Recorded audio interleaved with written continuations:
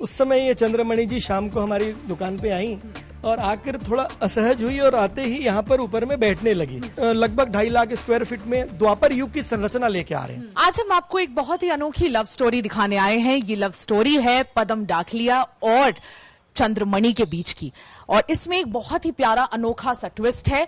इस love story की कहानी सुनने के लिए आज हम यहाँ पर पंडरी मार्केट में आए हैं। पंडरी मार्केट के महालक्ष्मी मार्केट में ये एक ऐसे कपड़े की दुकान है जहां पर यूजुअली जो रोज कपड़ा खरीदने के लिए ग्राहक आते हैं वो अक्सर आते हैं, लेकिन यहाँ पर एक स्पेशल गेस्ट भी रोज आती है और उनका नाम है चंद्रमणि। और ये लव स्टोरी उन्हीं दोनों के बीच की है, इस दुकान के मालिक पदम डाकलिया और चंद्रमणि जी की। और मैं आपको मिलाती हूं चंद्रमणि जी से। ये है चंद्रमणि जी। ये चंद्रमणि यहां पर बैठी हुई है। रोज पिछले 7 साल से लगातार इस दुकान में आना जाना इनका होता रहता है और विदाउट मिसिंग, एक भी दिन बिना मिस किए ये यहां पर रोज 3 से 7 बजे के बीच यहां पर आकर बैठी रहती हैं। खुद इस कपड़े की दुकान की शोरूम के दरवाजे को खोलती हैं, अंदर आ जाती हैं और 3 से 7 के बीच में यहां अच्छे से खाना वाना खाकर आराम करती हैं। और जब तक ये कार्यक्रम चल रहा होता है तब तक नॉर्मल जो गेस्ट हैं वो भी यहां पर आके जो खरीदारी है वो भी चल रही होती है, लेकिन एट द सेम टाइम यहां पर ये आप देख सकते हैं चंद्रमणि जी यहां पर बैठी रहती है। ये जो गाथा है एक सेवा की गाथा है, आस्था की गाथा है और एक पशु प्रेम की ये कहानी है। मैं रिक्वेस्ट करूंगी पदम डाकलिया जी से कि वो यहां पर आए और हम आज तक से बात करें और बताएं कि इस लव स्टोरी की शुरुआत आखिर किस दिन से हुई थी और कैसे हुई थी। किस तरह से चंद्रमणि ने इस पूरे भरे मार्केट में इस शॉप को चुना और रोज 7 साल से यहां पर आकर कंफर्टेबली यहां पर बैठी रहती हैं। आपका बहुत बहुत स्वागत है आज तक पर। आप हमें बताएं कि किस तरह से ये कौन सा दिन था 7 साल पहले का जब ये जो पशु प्रेम है और ये जो कहानी है, प्रेम कहानी शुरू हुई। ये धनतेरस के दिन हम सब यहाँ पूजन कर रहे थे शाम के समय।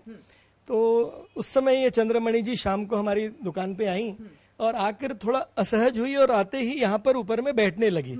हमारे सारे स्टाफ वगैरह सब इसको देख के थोड़ा घबराए भी कि भाई ऊपर क्यों चढ़ रही है, बट मैंने बोला कि ये कहीं ना कहीं इस दुकान से इसका कोई ताल्लुकात है, इसको जहाँ जा रही है जाने दीजिए। और इसने फिर अपना यह स्थान जो चुना है वो आज तक ये स्थान चला आ रहा है। आज तक ये स्थान चला आ रहा है जी। और धनतेरस के एक शुभ दिन पे इनकी एंट्री हुई थी यहाँ पर और 7 साल से बिना मिस किए हर दिन यहाँ पर आती हैं। एक्चुअली संडे को खैरागढ़ जाते हैं हम तो शॉप बंद रहती है। खैरागढ़ में जो हमारी जो गौशाला है, लगभग हम सभी यहाँ के पूरे स्टाफ सहित वहाँ सेवा में जाते हैं। बाकी पूरे दिन यहाँ आती है और रविवार को ये सायंकाल हमारे पीछे सेक्टर 1 घर पे भी आती है। रविवार को जी, जिस दिन शॉप बंद होता है वो उन घर पहुंच जाती हैं। मुझे ये जानना था कि चंद्रमणि और चंद्रमणि का एक बच्चा भी है, तो आपने ये चंद्रमणि का जो नाम रखा है ये आपने क्यों रखा और इनके बच्चे का नाम आपने चंद्रभान रखा है, जो कभी भी शॉप के अंदर नहीं आता, अपनी माता का इंतजार बाहर ही करता है। चंद्रमणि नाम तो हमारी श्रीमती जी हैं। हम जब आए थे पूजा कर रहे थे तो उस समय ऐसा कुछ लगा कि ये इसका नाम चंद्रमणि रख दिया जाए और हमारी श्रीमती जी ने इसका नाम चंद्रमणि रखा। अच्छा, ऐसी कोई वजह नहीं है, बस एक ऐसा अनुभूति हुआ कि रखना चाहिए नाम। जी जी हाँ, बस ये ऐसी अनुभूति हुई कि इसका नाम चंद्रमणि रखना चाहिए। ये तो उसका आशीर्वाद ही है और मैं कहता हूँ कि ये गौ माता का प्रसाद है और ये प्रसाद जो हमें प्राप्त होता है ये हमारे अंदर की ऊर्जा को बढ़ाता है और हमारे गौ प्रेम को और गाय के जो कार्य हम कर रहे हैं उसको बहुत प्रेरित करता है, बहुत बढ़ाता है, एप्रिसिएट करता है। ये जो मैं देख पा रही हूँ ये एक रिचुअल है। शायद चंद्रमणि ने बहुत सोच समझ के इस दुकान को चुना है, क्योंकि आप भी एनिमल वेलफेयर बोर्ड में एक मेंबर हैं, एक ट्रस्टी मेंबर हैं और ये सेंट्रल मिनिस्ट्री ने ही आपको ये अपॉइंटमेंट दी है और आपका जो काम है गौ रक्षा में काफी डिटेल्ड में और काफी आप रिसर्च में लगे हुए हैं। किस चीज का ये रिसर्च है, क्या रिकॉग्निशन आपको मिली है? प्रधानमंत्री ने आपके गौशाला की राखी तक पहनी थी, इसके बारे में जरा बताएं। ये तो मैं समझता हूँ कि बड़े बुजुर्गों का और परमात्मा का और गुरु भगवंतों का आशीर्वाद है और इन गौ माताओं जी का आशीर्वाद है। देश के एक सर्वोच्च पद पे animal welfare board of India ने मुझे मानद प्रतिनिधि का जो दायित्व दिया है, मैं उसका अभी 20 अप्रैल 2023 से निर्वहन कर रहा हूँ। और जो प्रधानमंत्री जी हमारे जो गोबर की माला है, गोबर की रक्षा पोटली है, रक्षाबंधन का जो राखी होती है, एवं जो हमारी गौशाला में गौमूत्र अर्क बनता है, वो सारी चीज़ें प्रधानमंत्री जी तक माननीय मेरी प्यारी बहन अनसुईया उइके जी, जिन्होंने इस गौशाला को अपना ही समझा और इसकी सारी प्रोडक्ट को सिर्फ प्रधानमंत्री जी तक ही नहीं माननीय राष्ट्रपति जी, माननीय गृह मंत्री जी और भी बहुत से सर्वोच्च पदों तक इसे पहुंचाने का प्रयास किया है। मैं उनका जितना भी धन्यवाद करूं कम है। और रिसर्च की जो आपने बात कही, हमारे यहाँ गौमूत्र पे एक लिक्विड फर्टिलाइजर का जो कार्य चल रहा है उसका रिसर्च हम इंदिरा गांधी कृषि विश्वविद्यालय के 5 वैज्ञानिक कर रहे हैं और उसका पेटेंट हमने भारत सरकार द्वारा करा लिया है और हमने यूएस पेटेंट के लिए भी इसे फाइल किया था, जिसे भी जर्मनी ने स्वीकृति प्रदान की है। ये सभी कार्य, मैं अगर यह कहूं कि ये गौ माता जी की परम कृपा है तो ये अतिशयोक्ति नहीं होगी। बिल्कुल। ये शुरुआत कैसे होती है आपका, ये जो गौ प्रेम है, पशु प्रेम है, इसकी शुरुआत कैसी होती है? और क्या चंद्रमणि एक लौती है जो यहाँ पर आती है या बाकी जो गायें हैं वो भी यहाँ पर आते हैं? ये शुरुआत ऐसे हुई कि मेरे जो पिताजी कृषक थे और हम जैन समाज में इसे जीव दया बोलते हैं, गौ सेवा को जीव दया बोलते हैं।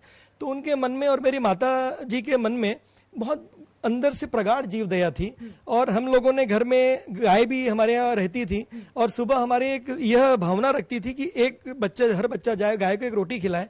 मेरी उम्र 7 वर्ष थी और मुझे लगता था कि सिर्फ एक रोटी क्यों गाय को खिलाई जाए, जब गाय बहुत प्रेम बड़ी है, बहुत स्नेहिल है, तो पूरी की पूरी रोटी खिला दी जाए। तो मैं कभी ऐसा भी करता था कि घर की बनी हुई सारी रोटियां गाय को खिला दिया करता था, तो वो डब्बा मुझसे दूर रखा जाता था। और एक दिन हमारे यहाँ पर 30 से 40 लोगों का भोजन होना था, तो उस दिन मैंने ये सारा, क्योंकि उस समय चूल्हे में भोजन बनता था, गैस वगैरह था नहीं, तो मैंने सारा रोटी गाय को जब खिलाया तो उस दिन मुझे एक थप्पड़ भी पड़ी थी, लेकिन शाम को बहुत दुलार भी मिली कि चलो इतनी अच्छी भावना से आप यह कार्य कर रहे हैं। बिल्कुल। चंद्रमणि के लिए आप ऐसी क्या भावनाएं रखते हैं? आपको क्या लगता है चंद्रमणि और आपका ये जो रिश्ता है ये बिल्कुल अनोखा क्यों है? चंद्रमणि तो समझ लीजिए आती है और मेरे लिए सारी जो गौ माताएं हैं इस धरती में, वो सारी गौ माताएं एक हृदय में बसी हुई हैं। मेरा मन है कि गौ माता गावो विश्वस्य मातरः, और चरक ऋषि जो बोले हैं कि गौमूत्रे धन्वंतरी और गोमे वस्ते लक्ष्मी, तो मैं हमेशा ये बोलता हूँ कि जब चरक ऋषि जो फादर ऑफ मेडिसिन है इतनी बड़ी बात बोलते हैं तो वो उस बात में कहीं ना कहीं बहुत सच्चाई है। और मैं इसके गोबर और गौमूत्र पे ही पूरा फोकस करता हूँ और पूरी कोशिश करता हूँ कि एक आत्मनिर्भर गौशाला और एक आत्मनिर्भर गाय, हम अभी खैरागढ़ में लगभग 2.5 लाख स्क्वायर फीट में द्वापर युग की संरचना लेके आ रहे हैं। जैसे आपने पूछा कि आप और कौन सी कार्य को करते हैं, तो वहां पे उस गौशाला में द्वापर युग की संरचना ला रहे हैं। 3000 पौधों का जंगल हमने निर्माण किया है और एक पूरे विश्व का अनूठा सर्व सुविधा युक्त पशु चिकित्सालय बनाने की हमारी कार्यशैली शुरू है, जिसका सिविल कंस्ट्रक्शन लगभग 80% पूर्ण हो चुका है। एक ऐसी इक्विपमेंट सहित, मतलब गाय का अंतिम श्वास तक हम कैसे जीवन रक्षण कर सकें, उसकी वेंटिलेटर लाने तक की हम वहां पे पूरी प्लानिंग कर रहे हैं। और यह कार्य मैं आपसे भी कहूंगा कि आप पूरी टीम के साथ आप आइए। जब आप इस एक छोटी सी वानगी को हमारी इतनी प्रस्तुति दे रहे हैं, एक गाय माता है जहाँ पे, वहां तो अंधी गौ माता के साथ में जो हमने रिसर्च किया है, वर्ल्ड क्लास वैज्ञानिकों को खैरागढ़ में लाके उन अंधी गौ माताओं की 3 गौ माता की आंखों को 100% वापस लाया है और लगभग 7 गौ माता के 30 से 40% आंखें हमने वापस लाई है। ये सब आप देखेंगे तो आपको और भी आनंद आएगा और आप गौ माता की और भी सेवा कर पाएंगे। बिल्कुल। ये जो प्रेम कहानी है, जैसे कि हमने देखा, इसकी शुरुआत बहुत पहले से हो गई थी। घर में वैसे संस्कार थे, गौ माता को रोज रोटी खिलाने का एक जो प्रचलन था, उससे ये शुरुआत होती है। और इनफैक्ट चंद्रमणि ने इस पूरे शॉप को क्यों चुना वो तो चंद्रमणि ही जाने, लेकिन 7 साल से ये एक अद्भुत कहानी की शुरुआत हो चुकी है, जैसा हमने कभी देखा नहीं ना सुना। मैं सुमी राजपुन, वीडियो जर्नलिस्ट राघवेंद्र पांडे के साथ, छत्तीसगढ़ से।